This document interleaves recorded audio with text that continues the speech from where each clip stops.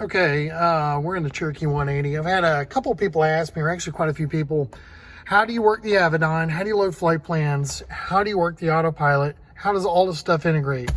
I'm more than happy to ride with our members and just show them how this stuff works. Some of the instructors are getting a little bit better using the Avidyne. More people are more versed in Garmin than in Avidyne. So I have no problem riding as a safety pilot and just showing a few odds and ends that I figured out. That is a very capable piece of equipment.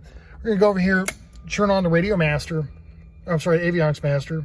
And you're gonna go over here, turn on the radio master. So you're gonna notice the autopilot switch is right here. You got off, on, and test, 3 positions. On, you just get a backlight, that's it. And go to test. It takes about 45 seconds to a minute. You're gonna see the down light, trim light, and then you're gonna see the up trim light come on. You need to wait about 10-15 seconds, give or take. Kind of get a feel for it.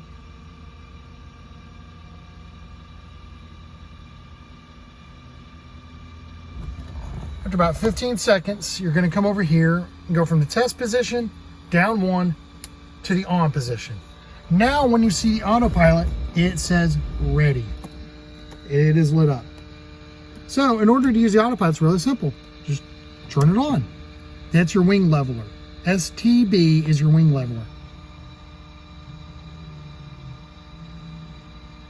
You steer the airplane with your knob right here. Now, in order to get it on heading, the bottom of the G5 and your HSI, you see your little heading bug. We're just going to center it straight ahead. Push this knob. Now we're on heading mode. So you want to turn it. Now, it has a nav function in here, but you're not going to use this nav function. When you have a flight plan loaded into the Avidyne, we're going to show you how to do this. Click on this button right here in the top G5. Click. Go over and click on GPSS. Stands for GPS steering. And you're going to click it. It's going to have a green bar. And you're going to get a little heading bug up here with X through it.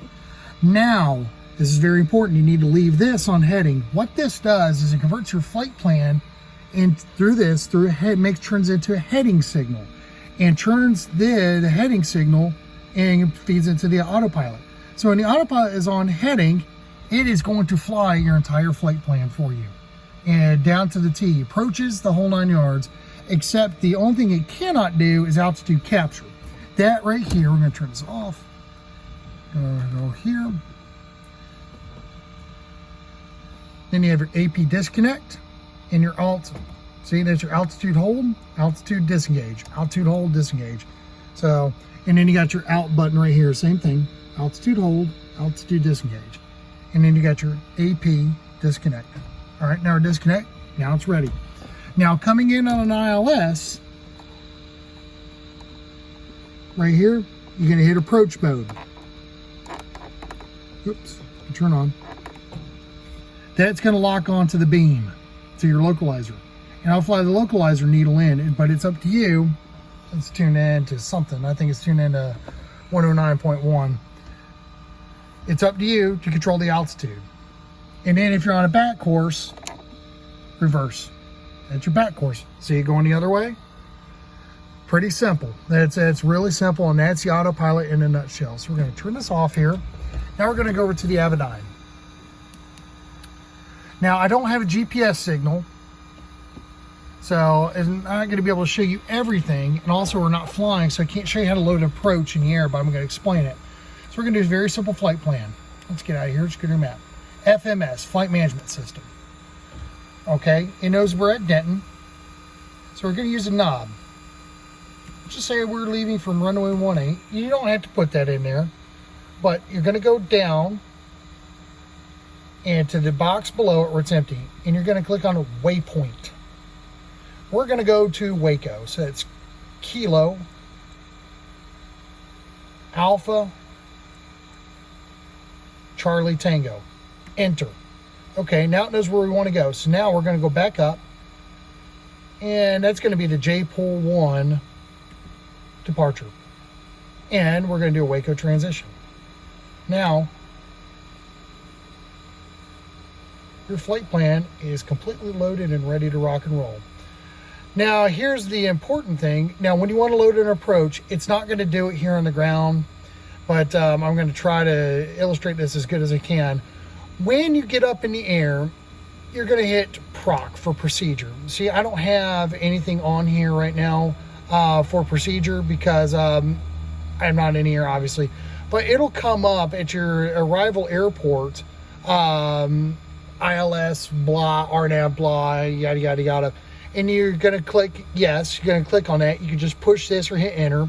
And then it's going to say, where do you want to enter from, or do you want vectors? And you just click on, let's just say, you just click on your initial approach fix. And you're going to go over here and click, it's going to say activate approach.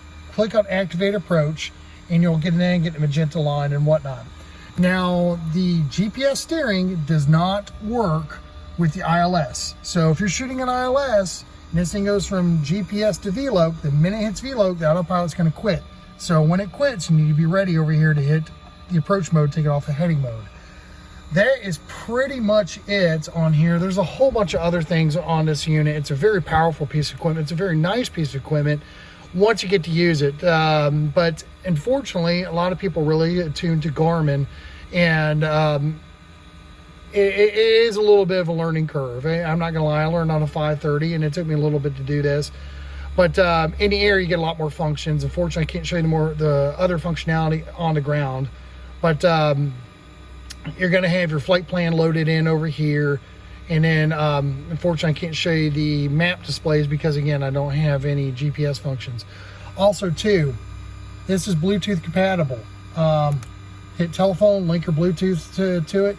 You can call approach or anybody from the air, on the ground, on your cell phone, or stream music for that matter. I've gone plenty cross countries where I've listened to a lot of stuff. It's your mute button, it's your mute on, radio mute, or the mute off. So we can hear that.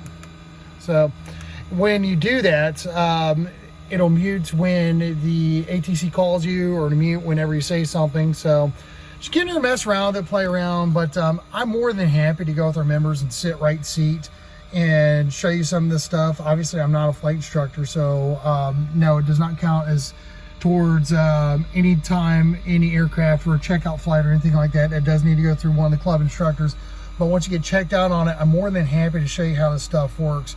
Once you use this 2, 3, 4 times in here, this becomes a really nice, almost a hands-off aircraft to fly, especially on a cross country. She might not be the fastest, but definitely lessens the workload, and it's definitely a pleasure to fly. So thank you very much for watching this video. Hopefully this answers some questions. There's really good YouTube videos on this. That's how I learned, and just trial and error, just got lost in the system. And after a little while, I was almost became an old pro. Still not 100%, but definitely a lot better than when I started. Thank you very much, guys and gals, and I appreciate you watching.